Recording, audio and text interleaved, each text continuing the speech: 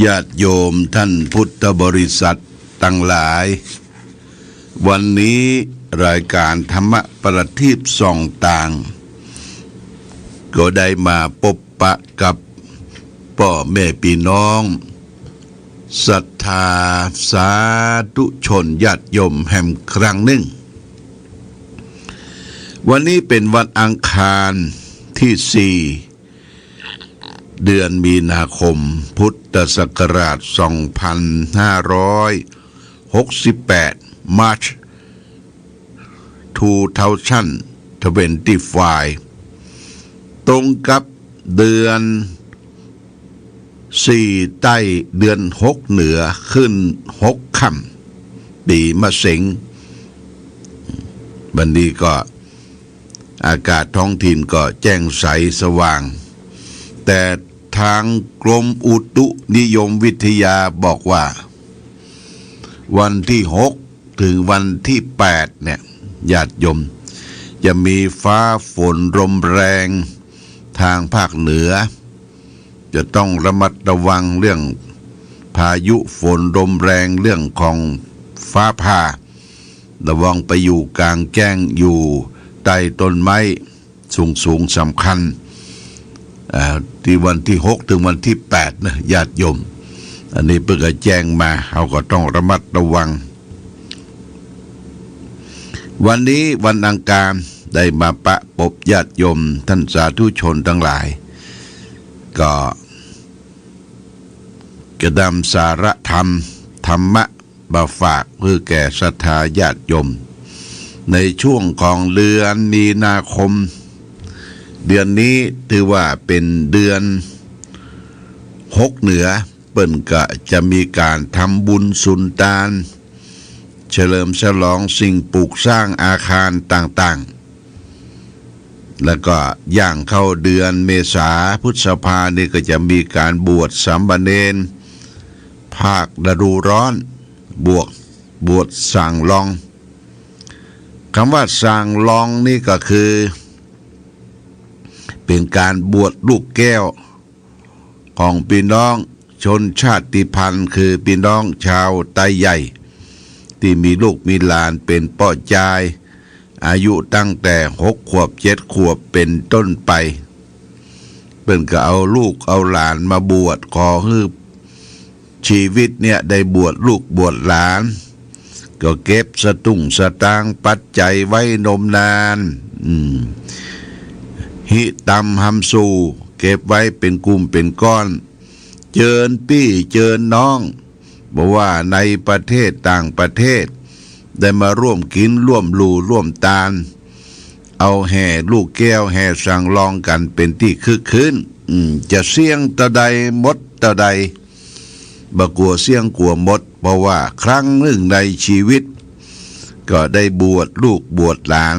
ตามคติความเชื่อของพี่น้องไทยใหญ่ที่บวชลูกบวชหลานบวชสั่งลองอันนี้ก็เป็นสิ่งที่สืบสานวัฒนธรรมประเพณีอันดีงามลูกหลานมาบวชอย่างน้อยก็3 วัน 7 วัน3 วัน 7 วันก็อยู่กับตุเจ้าประสงค์ได้ฝึกอบรม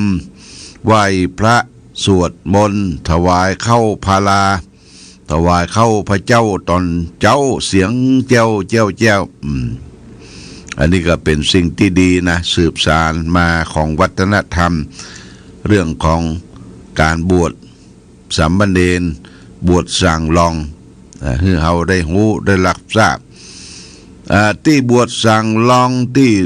ดังก็คือที่แม่ฮ่องสอนเลยญาติโยมที่แม่ฮ่องสอนนี่เปิดจะทำเป็นคณะเป็นทำเป็นเรื่องของอำเภอของจังหวัดที่ได้ร่วมกันได้จัดได้ทำเป็นสืบสานประเพณีอาหารการกินที่มาเลี้ยงมาสู่มาตำนั่นเพิ่นก็คัดสรรว่าจะเลี้ยงสู่ตำอะไรอย่างอันนี้ก็เป็นการทำร่วมกันเป็นการจักจูงให้เด็กลูกหลาน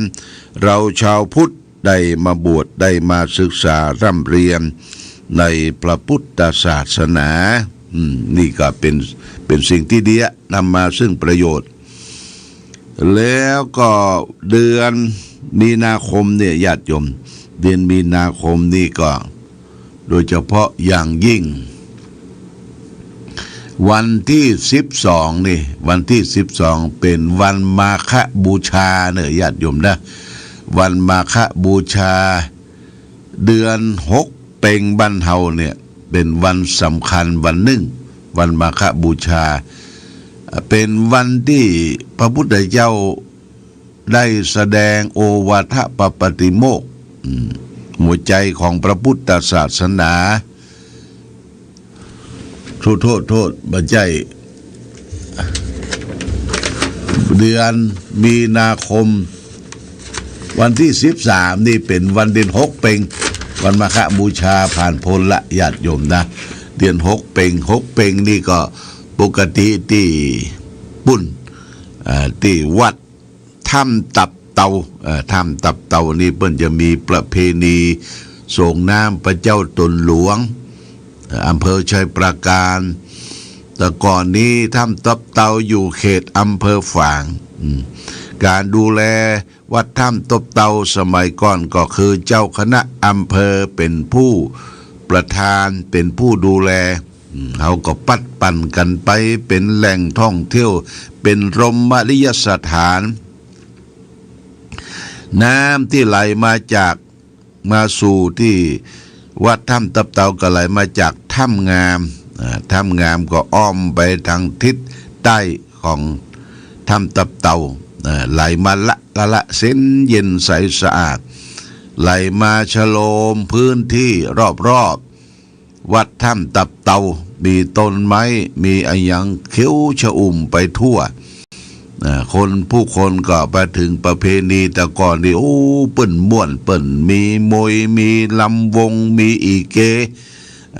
ไปเล่นไปแสดงที่หน้าถ้ำวัดถ้ำตับเตาก็ไปเอี่ยวไปแหวงกันวันที่12นี่วัดถ้ำตับเตาเปิ้นจะมีอบรมสมโพธิสร้างพระธาตุขึ้นมาที่หน้าถ้ำวัดถ้ำตับเตาก็จะได้ไปร่วมในการอบรมสมโพธิที่วัดถ้ำตับเตา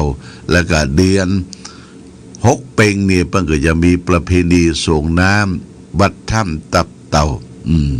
อันนี้ญาติโยมสาธุชนเป็นแหล่งท่องเที่ยวแห่งแหล่งหนึ่งในเขตอำเภอฝางแม่อายชัยปราการก็ไปเที่ยวไปแหวงเข้าถ้ำเกยเข้าถ้ำทับตำไปถึงถ้ำน้ำญาติโยมนะก่อนนี้เป็นพระเป็นเนนหนุ่มก็ไปเข้าถ้ำตับเตามันจะมีประตูรอดบาปเป็นประตูแคบบนประตูรอบบาปนี่จะมีงูมาเฝ้าฮะนะเป็นงูเฝ้าประจำประตูรอดบาปแต่ว่างูนี่บ่เคยกัดเคยคบไผแต่มันมาเฝ้าที่นั่นก็คือเฝ้าที่จะเอาค้างคาวเนาะค้างคาวบินไปบินมาเนี่ยงูก็ชกเอาค้างคาวแล้วก็เข้าไปถึงถ้ำน้ำจากถ้ำน้ำน่ะน้ำบูไหลออกไปทางใดละนะอันนี้ก็ปิกถ้ำน้ำเป็นถ้ำทรายถ้ำน้ำอันนี้เป็นถ้ำตับเตาหน้าถ้ำตับเตาเรียกว่าถ้ำหลวงนั้นก็มีพระพุทธรูปองค์ใหญ่พระพุทธรูปเนี่ยเพิ่นจะทรงน้ำเป็นประจำสมัยที่พระนเรศวรเดินทัพมาที่เมืองงายเพิ่นก็มาพักทัพมาพักที่ถ้ำหลวงเนี่ยนะถ้ำหลวงที่บนพระเจ้าหลวงนะที่ประทับของพระนเรศวรมหาราชอันนี้ญาติโยมก็ไปเอี่ยวไปแหวงไปทัศนศึกษาหรือฟื้นความทรงจำเก่าๆโบราณที่เราได้สืบสานกันได้ไปสักการะบูชาพระเจ้าหลวงวัดถ้ำตับเตาถ้ำตับเตาอันนี้ก็เป็นวันที่13เนี่ยญาติโยมนะ13เดือน6เพ็งแล้วก็วันที่12นี่ก็จะ เปิ้นอบรมสมโพธิพระธาตุวันที่13 เดือน 6เป็งนี่ก็วัดเทพอำนวยประบงเวียงนี่ก็จะมีประเพณีส่งน้ำพระธาตุเช่นเดียวกันตอนเจ้าเขาก็ไปที่วัดเทพอำนวยตอนเตี้ยงก็ไปวัดถ้ำตับเต่าอันนี้ก็เป็นงานการกุศลที่เขาจะร่วมด้วยช่วยกันแล้วก็วันที่21วันศุกร์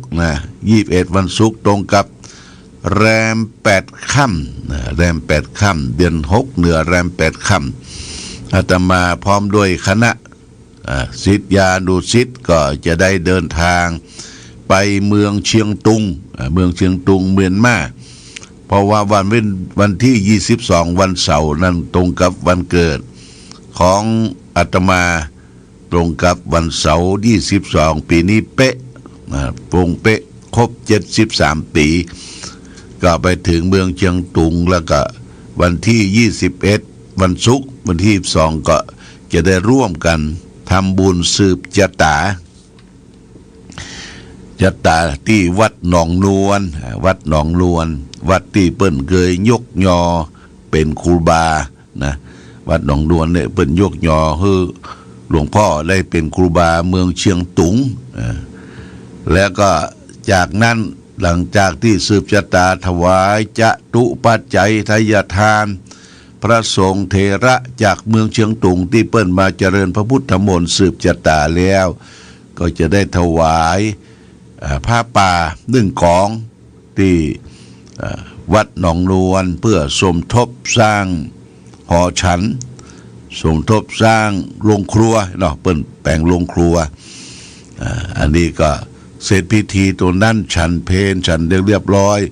ก็จะได้นำผ้าป่าแห่งกอง1ไปสมทบสร้างที่พักของพระสงฆ์องค์เนนที่วัดเชียงยืนวัดเชียงยืนกับวัดสมเด็จอาจยาธรรมพระเจ้าพระสังฆราชเมืองเชียงตุงตอนนี้เพิ่นจะมีอายุครบ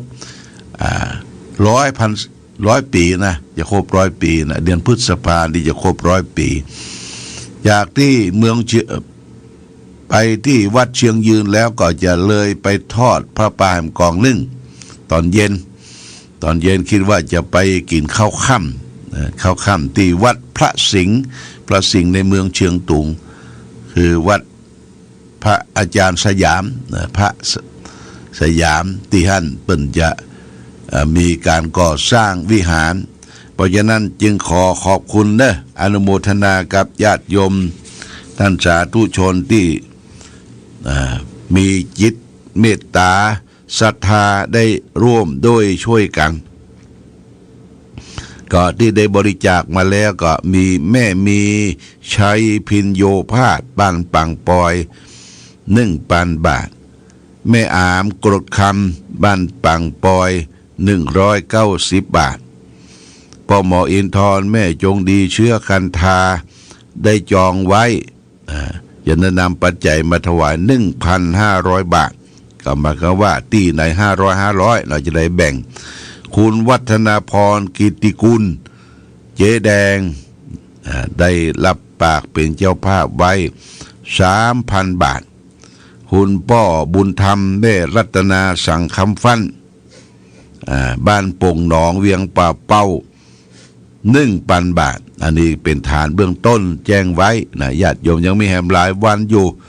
ญาติโยมจะให้จะหอมก็เชิญชวนมาร่วมบุญร่วมกุศลด้วยกันในวาระโอกาสไปทำบุญอายุวัฒนมงคลครบ73 ปี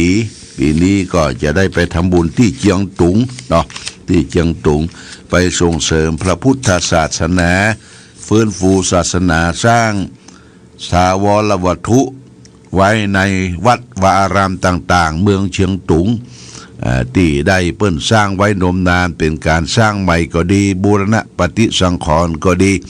เขาก็ได้ร่วมด้วยช่วยกันนี่ฝากไว้วันนี้จะได้นำธรรมะทางสุขใจมาฝากคือแก่ญาติโยมวันนี้เอาเรื่องคนฆ่าตัวตายเนี่ยเขาก็จะได้ยินบ่อยๆว่าโอ้คนเฮาเนี่ย บ่ฮักชีวิตบ่ฮักตนตัวบ่ฮักป่อฮักแป้บ่ฮักพี่ฮักน้องมันอัดอั้นตันใจมืดมนอนทการคิดว่าตัวเองเกิดมาทำให้เกิดทุกข์นะที่จริงคนเฮาเกิดมาหัวทีแรกนั่นบ่ใช่ทุกข์เด้อทุกข์ที่มันเกิดมาทีหลังเพราะกิเลสมันมาพรอกพูนกุ้มรุมจิตใจเฮาด้วยความโลภด้วยความโกรธด้วยความหลงเฮาเข้าใจว่าตัวเองเนี่ยทำให้เกิดทุกข์มันแบบใจฆ่าตัวที่ถูกตัวจะฆ่าตัวที่ถูกตัวก็ฆ่าปัจจัยกิเลสที่เกิดขึ้นสาวหาปมหาดันหาเงื่อนหางำมันไปทำลายตัวนั้นอย่าไปฆ่ากันที่ปลายเหตุตัวตนคนเราสภาพร่างกายชีวิตเนี่ยบางทีมันบ่ฮู้เรื่องฮู้ราวสักอย่างกิเลสจรมาอาศัยเขาก็ลองฟังเนอะคนฆ่าตัวตายนี่หมายความว่าจะได้ไผจะลืมไปอย่างก็ลืมได้ถ้าสิ่งนั้นมันมีเหตุผลที่จะน่าจะลืมกันได้แต่บ่ควรที่จะลืมอย่างยิ่งก็คือมีอยู่อย่างหนึ่งคือความสำนึกตนในข้อที่ว่าการดำเนินชีวิตของคนเรานี้เหมือนการเดินทางไกลมันตัดผ่านเข้าไปในช่องแคบแห่งความทุกข์โทมนัสถูกความทุกข์ตามเล่นงานอยู่เรื่อยๆตลอดเวลาระยะทางอันนี้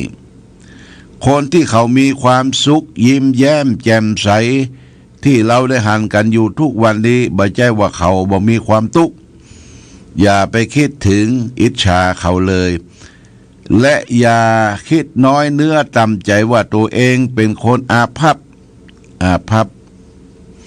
คนที่เขาก็ถูกกองทุกข์ที่ทับถมอยู่อย่างนักหน่วงเช่นเดียวกับเราก็เหมือนกันเพียงแต่เขาบังเอิญไปหันในเวลาที่เขายิ้มแย้มแจ่มใสเป็นสุขพ่องเต้าอั้นที่เขาเผชิญกับความทุกข์อย่างใดอย่างนั้นเราก็บ่ได้หันกับเปิ้นคนที่สมหวังในความรักและคนที่ผิดหวังในการเงินคงที่คงปรารถนาในเรื่องเงินอาจจะเสียในทางไมตรีมิตรสหายบ่มีไผจะมีความสุขและความสมหวังเสียทุกประการทุกอย่างหรอกลืมตาดูให้ดีลงมหรสพมีลงภาพยนตร์แต่ก่อนเปิ้นฉายให้เราดูทุกวันนั้นความจริงก็คือสถานการณ์ที่ลบความทุกข์เป็นชั่วครั้งชั่วคราวนั่นเองเขาพยายามจะสร้างตัวละครตัวแสดงคือมีการแสดงแบบสะบั้นหันแหลกถ้าจะรักกันก็รักกันถึงชนิดที่ดูดดื่มเบื่อเกินเมื่อคนได้ดูก็ลืมความทุกข์ไปเป็นบางครั้งบางคราวเต้าอั้นในเวลาที่เราประสบความทุกข์จึงบ่ควรที่จะตัดสินใจแบบตกบันไดพลอยโจรคือทุ่มตัวเองจะลงกับความลืมตัวลืมชีวิตฝากไว้กับสิ่งเสพติดต่างๆมีสุรายาเมาการพนันขันต่อหรือการดูหนังดูละครเอาสิ่งเหล่านั้นมาเป็นเครื่องกลบเกลื่อนความทุกข์ยังเป็นการฆ่าตัวโดยทางอ้อมและยิ่งกว่านั้นเป็นการเป็นความโง่อย่างบัดซบยิ่งขึ้นไปแห่มถ้าเขาได้ใช้ชีวิตประสบกับการประหารคนอื่นหรือตัวเองเพื่อแก้แค้นความทุกข์ที่ทุกข์กับตัวเองนั้นนะอัตตานันเจนะคาเตติบุคคลไม่ควรฆ่าตัวตายญาติโยมนะการฆ่าตัวตายนี้บ่ใช่ว่าเฮามากินยาพิษมาแขวนคอมาโดดน้ำตายโดดตึกตายนี่บ่จำเพาะอย่างอันการฆ่าตัวตายมีหลายวิธีญาติโยมเฮาจะทำลายร่างกายชีวิตของเฮาบั่นทอนให้สิ้นไป เช่นว่าไปกินเหล้าเมายาไปสัมมาเลเทเมาจนสติฟั่นเฟือนสติฟั่นเฟือนจำตัวเองตัวเก่าบ่ได้ฆ่าพ่อฆ่าแม่ทำลายทรัพย์สิ่งของญาติพี่น้อง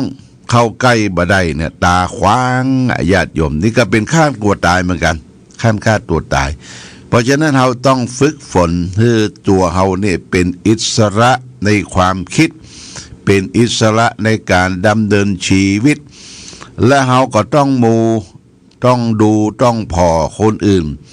อยู่ด้อยกว่าเราอยู่ต่ำกว่าเราเพิ่นยังมีชีวิตอยู่ได้ญาติโยมบางคนเกิดมาร่างกายผสมประกอบตีนก็สั้นมือก็สั้นบางคนบ่มีตีนบ่มีมือเขายังต่อสู้ต่อสู้ทำมาสัมมาชีพคือเย็บปักถักร้อยยังได้เย็บปักถักร้อยอย่างได้แต่ก่อนอาตมาเดินทางไปเชียงใหม่โดยรถบัสไปหันแม่ยิงตัวหนึ่งตัวน้อยอยู่ที่ใกล้ๆจะถึงคิวรถเมล์จ้างเผือก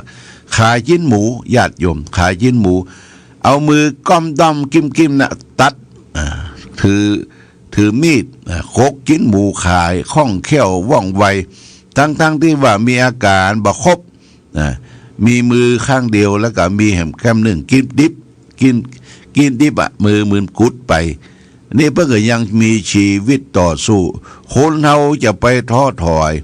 ล้มแล้วต้องลุกต่อสู้ต่อไปเฮามีตามีหูมีจมูกมีลิ้นมีกายมีใจมีอาการครบ32ประการอย่าไปท้อแท้อย่าไปอ่อนแอคนเฮาเนี่ยพระพุทธเจ้าสอนบ่คือคนเอาอ่อนแอคือแข็งคือ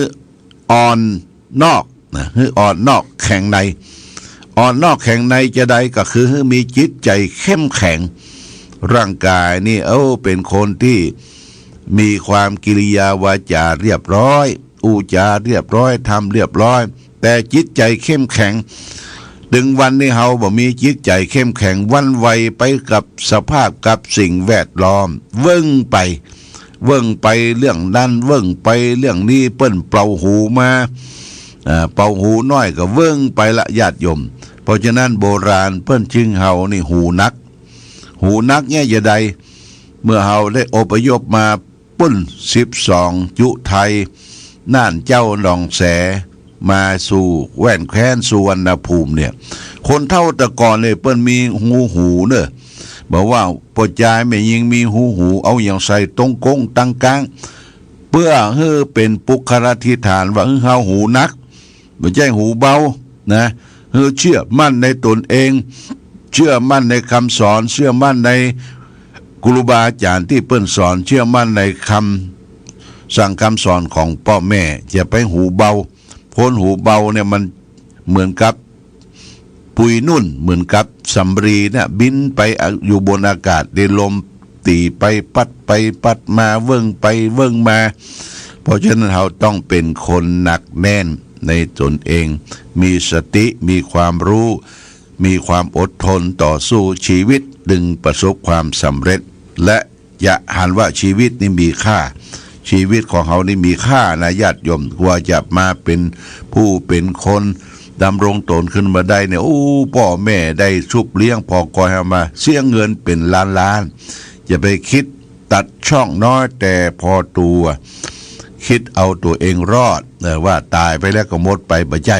มันจะต้องไปตกนรกมกไหมนะเปิ่นปล่อยเขามีบุญมีกุศลมาเกิดในมนุษย์เมืองคนก็พัฒสร้างชีวิตจิตใจของมนุษย์เมืองคนให้เป็นคนดีต่อสู้ต่อไปเอาละวันนี้รายการธรรมะประทีปส่องต่างได้มาพบญาติโยมท่านสาธุชนทั้งหลายก็พอสมควรแก่กาลเวลาขอความผาสุกความมีธรรมจงเป็นเกิดมีแก่ศรัทธาสาธุชนญาติโยมทุกท่านคือท่านทั้งหลายได้ประสบสุขโชคดีประกอบไปด้วยอายุวันนะสุขภระเหมือนกันทุกรูปทุกท่านทุกคนด้วยเทอญ